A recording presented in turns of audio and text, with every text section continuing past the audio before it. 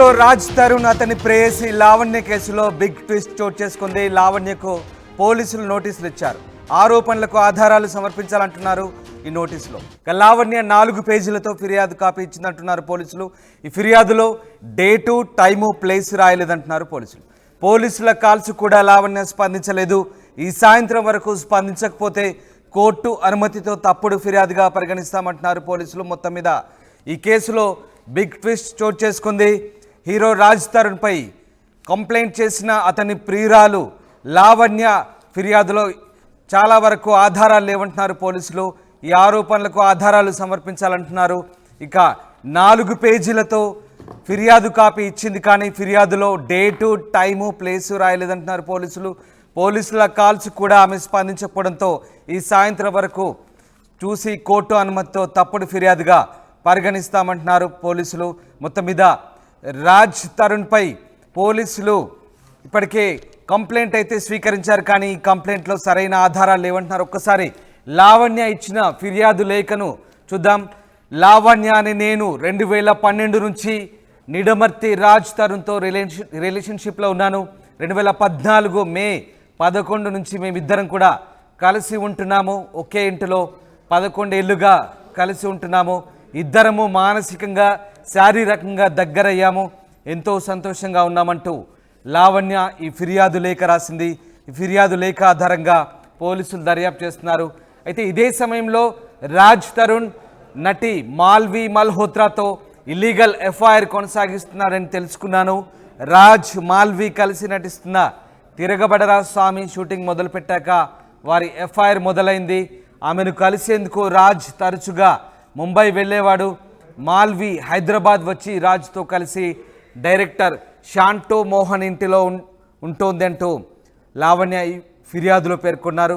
వాళ్ళిద్దరూ కలిసి గోవా, చెన్నై, పాండిచ్చేరి వెళ్ళడం మొదలుపెట్టారు. నాకు ఇదంతా తెలిసాక వాళ్ళని నిలదీశాను అంటోంది లావణ్య. అక్కడి నుంచి గొడవ మొదలైంది. రాజ్ నన్ను వేధించడం మొదలుపెట్టాడు. మాల్వి నన్ను టార్గెట్ చేయసాగింది. రాజును వదిలేయాలంటూ మాల్వి కుటుంబానికి చెందిన ప్రతి ఒక్కరూ నన్ను బెదిరించారు అంటూ లావణ్య ఈ ఫిర్యాదులో పేర్కొంది. ఇక ఎంతో కొంత డబ్బు తీసుకొని రాజ్తో రిలేషన్షిప్ వదిలేయాలంటూ మాల్వి తండ్రి కూడా సుశీల్ కుమార్ నన్ను బెదిరించాడంటూ లావణ్య ఆరోపిస్తోంది. తనను చంపుతామని లేదా జైలుకు పంపుతామని మాల్వి సోదరుడు మయాంక్ మల్హోత్రా నన్ను డైరెక్ట్గా బెదిరించాడంటూ లావణ్య ఆరోపిస్తుంది. ఇదంతా 2023 అక్టోబర్లో జరిగిందని, రాజ్తో తన బంధాన్ని నాశనం చేయొద్దంటూ మాల్విని వేడుకున్నానంటూ లావణ్య ఫిర్యాదు లేఖలో పేర్కొంది. ఎందుకంటే రాజ్తో 11 ఏళ్ల సుదీర్ఘమైన అనుబంధం నాది. అందులోనూ మధ్యలో తన ప్రమేయం లేకపోయినా బలవంతంగా ఒక నేరంలోనూ ఇరుక్కోవాల్సి వచ్చిందంటున్నారు. దానివల్ల 43 రోజులు జైల్లో ఉన్నానంటూ లావణ్య ఈ ఫిర్యాదు లేఖలో పేర్కొంది.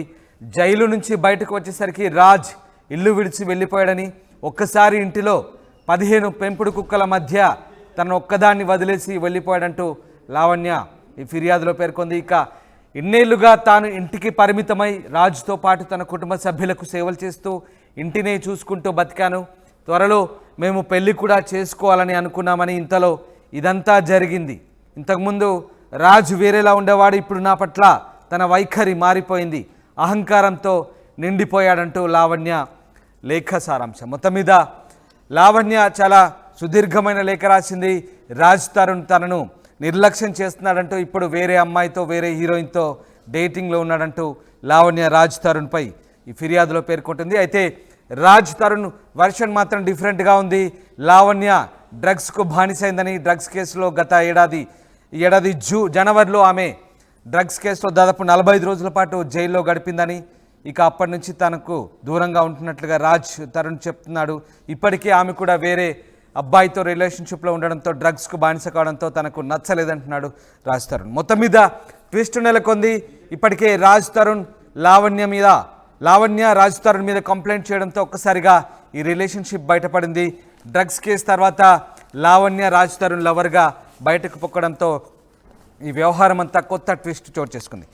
పెట్రిషియా జాయిన్ అవుతున్నారు. పెట్రిషియా, ఒకసారిగా లావణ్య హీరో రాజ్ తరుణ్ మీద ఇచ్చిన కంప్లైంట్కి సంబంధించి పోలీసులు కూడా అనుమానాలు వ్యక్తం చేస్తున్నారు. ఆ కంప్లైంట్లో డేటు, టైము, ప్లేస్ కూడా రాయలేదు. తమ కాల్స్ కూడా లావణ్య స్పందించలేదంటూ పోలీసులు చెప్తున్నారు. మరి ఏం జరగబోతుంది? మొత్తం మీద బిగ్ ట్విస్ట్ అయితే నెలకొంది. ఈ కంప్లైంట్లో పోలీసులు ఏ ఆధారాల నేపథ్యంలో ఇప్పుడు రాజ్ తరుణ్పై కంప్లైంట్ స్వీకరించారు, అలాగే ఇప్పుడు పోలీసులు ఏం చేయబోతున్నారు?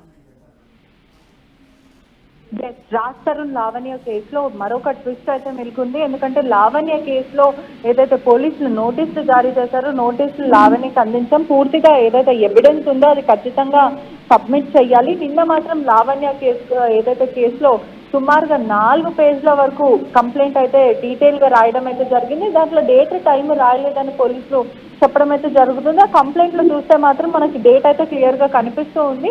ఫిర్యాదు కూడా ఒక ఫార్మాట్ ప్రకారం అయితే రాయలేరు అని పోలీసులు అయితే చెప్తున్నారు. హీరో రాజ్ తరుణ్ మీద అనేక ఆరోపణలు, అదే విధంగా మాల్వి మల్హోత్రా మీద, కుటుంబ సభ్యుల మీద కూడా ఆరోపణలు చేయడం అయితే జరిగింది. పూర్తిగా కూడా ఏదైతే లావణ్య కాల్ చేయడం అయితే జరిగింది. పోలీసులు పూర్తి ఎవిడెన్స్ అనేది ఖచ్చితంగా మీరు సబ్మిట్ చేయాలి అని నిన్న కాల్ చేయడం అయితే జరిగింది. ఈ రోజు మాత్రం నిన్న కొంతమంది మీడియా మిత్రుల ఫోన్లు కూడా తను ఎత్తి ఆన్సర్ చేయడం అయితే జరిగింది. ఈ రోజు అయితే అసలు తను కాల్స్ కూడా లిఫ్ట్ చేయట్లేదు. అసలు తన నెక్స్ట్ స్టెప్ ఏంటి అనేది కూడా ఇప్పటి వరకు అయితే తెలియట్లేదు. ఒకవైపు రాజ్ తరుణ్ కూడా దీని గురించి మాట్లాడడానికి, అంటే నిన్న మాట్లాడిన రాజ్ తరుణ్ ఇప్పుడు మాట్లాడడానికి సిద్ధంగా లేడు అని తెలుస్తుంది. మొత్తం మీద కూడా వీళ్ళు లీగల్ గా వెళ్ళే అవకాశాలు చాలా కనిపిస్తున్నాయి. లేదంటే ఎందుకని అనేది పూర్తిగా వీళ్ళు అండర్ గ్రౌండ్ లో అయితే ప్రస్తుతం ఉన్నారని పూర్తిగా అయితే తెలుస్తుంది. అదేవిధంగా ఈ రోజు సాయంత్రం వరకు నోటీసులకి రెస్పాండ్ అవ్వకపోయినా, లేకపోతే పూర్తి ఎవిడెన్స్ ఇవ్వకపోయినా కూడా ఫిర్యాదు అది కన్సిడర్ చేస్తాం. కోర్టు అనుమతితో ఏదైతే ఫిర్యాదు ఉందో తప్పుడు కేసు కింద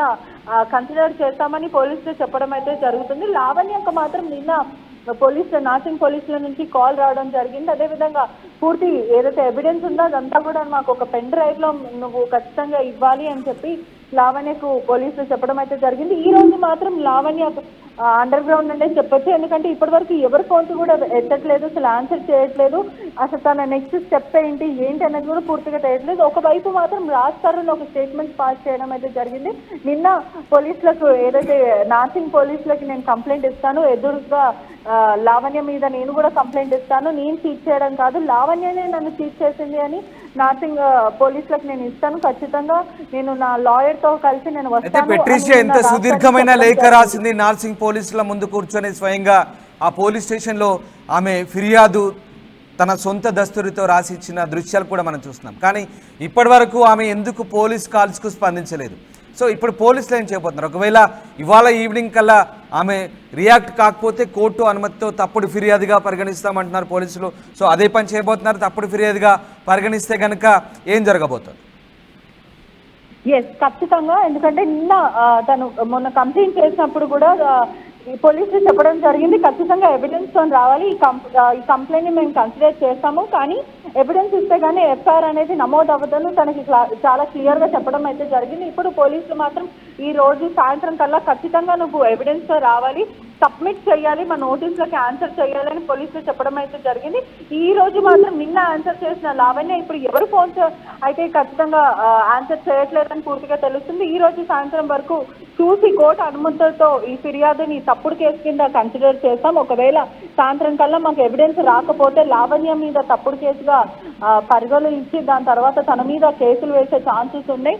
రాజ్ తరుణ్ యాక్షన్ తీసుకునే ఛాన్సెస్ కూడా ఉన్నాయని పూర్తిగా అయితే తెలుస్తుంది. ఏదైతే పోలీసుల టైం వేస్ట్ చేయడమే కానీ, లేకపోతే మీడియా టైం వేస్ట్ చేసి ఇదంతా కూడా ఒక హై డ్రామా క్రియేట్ చేసినందుకు తన మీద కూడా కేసులు వేసే ఛాన్సెస్ అయితే పూర్తిగా అయితే తెలుస్తున్నాయి. ఒకవైపు లావణ్య మాత్రం ప్రధానంగా నాకు రాజ్ తరుణ్ కావాలి అని అంటుంది. ఏదైతే తను ఇచ్చిన కంప్లైంట్ మేరకు కూడా మాల్వి మల్హోత్రా మీద పూర్తిగా క్లియర్ గా కంప్లైంట్ ఇవ్వడం అయితే జరిగింది. మాల్వి మల్హోత్రా వల్లనే మా ఇద్దరి మధ్య డిస్టర్బెన్స్ వచ్చాయి, తనతో పాటు ఇల్లీగల్ ఎఫ్ఐఆర్ అయితే పెట్టుకున్నాడు, తను లేకపోతే మేము సుఖంగా ఉంటాము, మాల్వి మల్హోత్రా మీద యాక్షన్ తీసుకోండి, అదేవిధంగా నన్ను చంపేస్తామని చెప్తున్నారు. గతంలో కూడా నాకు ఏం సంబంధం లేని విషయం, డ్రగ్స్ కేసులో నన్ను కావాలని ఇరికించారు అని లావణ్య చెప్పడం అయితే జరుగుతుంది. ఇప్పుడు నాకు ప్రాణహాని ఉంది, నాకు ప్రొటెక్షన్ ఇవ్వండి, అదేవిధంగా రాజ్ నాకు కావాలి, రాజ్ని నన్ను ఇంటికి రమ్మండి, ఏదైతే ఇల్లు వదిలేసి వెళ్ళిపోయాడు, నన్ను అబాండన్ చేశాడు, నాతో పాటు 15 కుక్కలు కూడా ఉన్నాయి, నేను స్టావ్ అవుతున్నాను, ఇప్పుడు ఖచ్చితంగా నాకు న్యాయం జరగాలని లావణ్య ఏదైతే ఫిర్యాదులో పేర్కొంది. Right, thank you Patricia. ఇది మొత్తం మీద రాజ్ తరుణ్ లావణ్య కేసులో అయితే బిగ్ ట్విస్ట్ చోటు చేసుకుంది. లావణ్యకు పోలీసులు నోటీసులు ఇచ్చారు, ఆరోపణలకు ఆధారాలు చూపించాలంటున్నారు, లేదంటే తమ కాల్స్ కూడా స్పందించకపోతే ఇవాళ సాయంత్రం వరకు చూసి కోర్టు అనుమతితో తప్పుడు ఫిర్యాదుగా పరిగణిస్తామంటున్నారు పోలీసులు. మొత్తం మీద ఇటు రాజ్ తరుణ్ కూడా స్పందించారు. లావణ్యకు డ్రగ్స్ అడిక్ట్ అయిందని చెప్తున్నారు. డ్రగ్స్కు బానిసైన లావణ్యను తాను ఇష్టపడటం లేదని, కొంతకాలంగా ఆమెతో దూరంగా ఉంటున్నట్లు చెప్తున్నాడు. అలాగే వేరే వ్యక్తితో కూడా రిలేషన్షిప్లో ఉందంటూ ఆయన ఆరోపిస్తున్నారు. లావణ్య తన నుంచి డబ్బు ఆశించి ఇలాంటి కంప్లైంట్లు చేస్తుందని, ఆమె కన్న తనని కూడా మోసం చేసినట్టుగా తీవ్రంగా మండిపడుతున్నాడు రాజ్ తరుణ్. మొత్తం మీద లావణ్య ఫిర్యాదుతో ఒక్కసారిగా రాజ్ తరుణ్ వ్యవహారం హైలైట్ అయింది. జనవరిలో లావణ్య డ్రగ్స్ కేసులో అరెస్ట్ కావడంతో ఆమె రాజ్ తరుణ్ ప్రియురాలుగా బయట ప్రపంచానికి తెలిసింది. అయితే రాజ్ తరుణ్ తాను 11 ఏళ్ళుగా రిలేషన్షిప్లో ఉంటున్నామని, ఒక గుడిలో పెళ్లి చేసుకున్నామని లావణ్య చెప్తోంది. ఇన్నాళ్ళు తనను శారీరకంగా వాడుకొని ఇప్పుడు వదిలేశాడంటూ రాజ్ తరుణ్ ప్రేయసి లావణ్య నార్సింగి పోలీస్ స్టేషన్లో ఫిర్యాదు చేసింది. డ్రగ్స్ కేసులో తనను అనవసరంగా ఇరికించారని, 45 రోజుల పాటు జైల్లో ఉన్నానని, ఆ కాలంలో తనకు రాజ్ తరుణ్ ఎలాంటి సహాయం చేయలేదంటూ ఆయన ప్రేయసి లావణ్య ఆరోపిస్తుంది. నేపథ్యంలో అటు రాజ్ తరుణ్ కూడా తీవ్రంగా స్పందించారు. ఆమె కేవలం డబ్బుల కోసమే ఇలాంటి ఆరోపణలు చేస్తుందంటూ రాజ్ తరుణ్ నిందిస్తున్న పరిస్థితి కనబడుతోంది. మరోవైపు రాజ్ తరుణ్ ఇప్పుడు రిలేషన్లో ఉన్నటువంటి అమ్మాయి తరపు బంధువులు కూడా తనను వేధిస్తున్నారు, టార్గెట్ చేశారంటూ లావణ్య ఆరోపిస్తున్న నేపథ్యంలో తాజాగా ఈ వ్యవహారం ఒక్కసారిగా వేడెక్కింది, ఆసక్తికర చర్చకు దారితీస్తుంది. అయితే రాజ్ తరుణ్పై ఫిర్యాదు చేసిన లావణ్య ఏం మాట్లాడిందో ఒకసారి చూద్దాం. ఈజీగా వదిలించుకోవచ్చు అన్నదే ఒక రీజన్ అయి ఉండొచ్చు. వదిలించుకోవడం కూడా చాలా ప్లానింగ్గా చేశారు. అట్లీస్ట్ నేను ఎలా ఉన్నాను అని కూడా తెలియలేదు, ఫైనాన్షియల్గా కూడా హెల్ప్ చేయలేదు, మా పేరెంట్సే చేశారు. అండ్ బయటకు వచ్చే 2 days ముందు వెళ్ళిపోవడం జరిగింది. అండ్ స్లోగా యూనో ఫోన్స్ అన్నీ బ్లాక్ చేయడం జరిగింది. వాట్సాప్ బ్లాక్ చేస్తున్నాడు, ఇన్స్టా, ఫేస్బుక్ అన్నిట్లో బ్లాక్ చేశాడు. మాట్లాడడం మానేశాడు. ఇప్పుడు లాస్ట్ 10 days నుంచి మాట్లాడట్లేదు. మొత్తం అయ్యాక చూస్తుంటే ఆమె ఛాలెంజ్ చేసింది, నాకు కేసు పెడతానని, జైలుకి పంపిస్తానని ఛాలెంజ్ చేసింది, చంపుతానని ఛాలెంజ్ చేసింది, రాజుని దగ్గర నుంచి విడదీస్తానని ఛాలెంజ్ చేసింది. అవే జరుగుతున్నాయి. సో నెక్స్ట్ నన్ను చంపేదే. సో నేను నార్మల్ అమ్మాయిని, నాకు ఎటువంటి ప్రొటెక్షన్ లేదు. ఇంట్లో ఉండాల్సిన అతను ఇల్లు వదిలేసి వెళ్ళిపోయాడు. తమ్ముడు చిన్నోడు, మా పేరెంట్స్ కూడా ఇక్కడ ఉండరు. మరి ఇప్పుడు నాకు ఏమైనా అయితే నన్ను అడగడానికి కూడా క్వశ్చన్ ఎవరు లేరు. సో నాకు ప్రొటెక్షన్ కావాలని వచ్చాను. మేము పెళ్లి చేసుకున్న, అంటే పెళ్లి అంటే నా మెడలో తాళి కట్టడం అయితే జరిగింది. అండ్ 3 months నుంచే, ఆఫ్టర్ 3 months మేము చెప్పాము. 3 months నుంచి మా పేరెంట్స్ రెగ్యులర్ గా రావడం జరుగుతుంది. అండ్ అప్పుడే సక్సెస్ వస్తున్న హీరో కదా, అండ్ ఎందుకు అన్న దగ్గర నేను కూడా కొంచెం ప్రొటెక్షన్ మోడ్ లోనే ఉన్నాము. And at the same time నేను వైజాగ్ వెళ్ళి వాళ్ళ రాజ్ పేరెంట్స్ ని అండ్ రాజ్ గ్రాండ్ పేరెంట్స్ ని కూడా తీసుకురావడం జరిగింది. మేమంతా కూడా ఇక్కడే కలిసి ఉన్నాము. ఆమె ఒకసారి ఏమో వదిలేసి వెళ్ళిపో అంటది, ఒకసారి మనీ తీసుకో అంటది. అంటే మీకు ఆఫర్ చేస్తున్నారా రాజుని వదిలేయడానికి, ఇంత డబ్బులు ఇస్తాము వదిలేయండి? అండ్ ఎందుకు అంటే ఎమోషనల్ గా కనెక్ట్ అయ్యామంటది. మరి మేమేంటి అంటాను, అంటే రాజ్ నీతో హ్యాపీగా లేడు, నాతో హ్యాపీగా ఉన్నాడు అంటుంది. అంటే ఈ మాట రాజ్ చెప్పాడా మీతో? రాజ్ తరుణ్ చెప్పారా? చెప్పలేదు. నా ప్రాబ్లం కూడా అదే. ఇప్పటికీ రాజ్ నాకు డైరెక్ట్ గా పాయింట్ చెప్పలేదు, డైరెక్ట్ గానే బ్లాక్. ఈ కేసు విషయంలో దూరం ఉంటున్నాననే చెప్పాడు. కేసు విషయంలోనే ఇది ఒక 10 days బ్యాక్ మాల్వి గురించి టాపిక్ ఇంటెన్స్ పెరిగి 10 days నుంచి మాల్వి టాపిక్, కానీ అది కూడా నాకు నువ్వు వద్దు, మాల్వితో నేను ఉంటున్నాను అని చెప్పలేదు. మళ్ళీ మాల్వి మల్హోత్రాతో ఏదైతే అఫేర్ ఉంది అని నాకు తెలిసిందో, నేను ఆమె ఏంటి అని తెలుసుకోవడం స్టార్ట్ చేశాను. ఎందుకంటే రాజ్ బిహేవియర్ ఒక్కసారిగా చేంజ్ అయిపోయింది, విచ్ ఈస్ నాట్ హిమ్. అతని బిహేవియర్ కానీ యాక్షన్స్ కానీ కొంచెం క్రూయల్ గా అండ్ అరోగెంట్ గా బిహేవ్ చేయడం ఇదైంది. సో రాజ్ కైనా అదైనా చేస్తుందేమో మన దగ్గర భయంగా ఉన్నాను నేను. ఒకవేళ రాజ్ హ్యాపీనెస్ కోసం అయితే నేను వెళ్ళిపోయేదాన్ని, if she's a good woman, but she's not అని నాకు అనిపించింది. అందుకు నేను ఇంకొంచెం ఫైట్ చేసి రిస్క్ చేశాను. మేబీ అందుకే నాకు ఈ థ్రెటన్స్ అన్ని వస్తున్నాయేమో.